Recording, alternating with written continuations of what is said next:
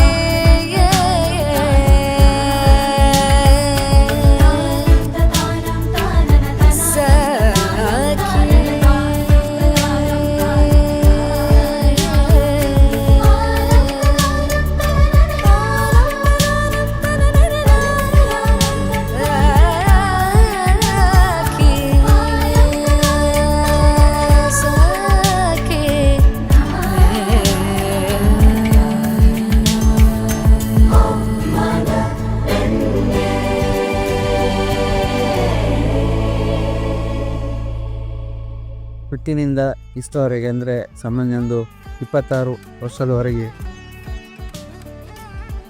ನಮಗೇನು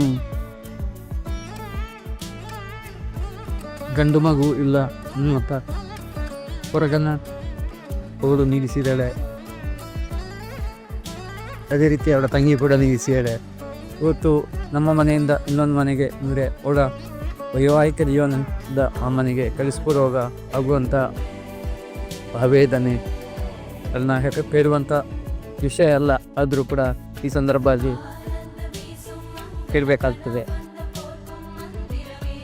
ಯಾಕಂದರೆ ನಿಮಗೆ ಪರಿಚಯ ಇಲ್ಲದ ಮನೆ ಅಲ್ಲ, ಹಿಂದೆ ಸಂಬಂಧ ಆದಂಥ ನಮ್ಮ ಫ್ಯಾಮಿಲಿಗೆ ಸಂಬಂಧ ಆದಂಥ ಮನೆ.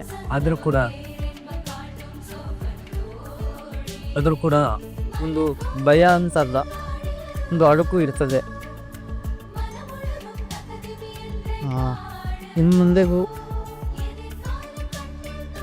ಅವಳು ಹಾಗೆ ನಮ್ಮ ಅಳಿಯ ಹರ್ಷಿತ್ ನಿಮಗೆ ಗಂಡು ಮಕ್ಕಳ ಆ ಕೊರತೆಯನ್ನು ನೀಗಿಸ್ತಾರೆ ಎನ್ನುವಂಥ ಭಾವನೆ ಇದೆ.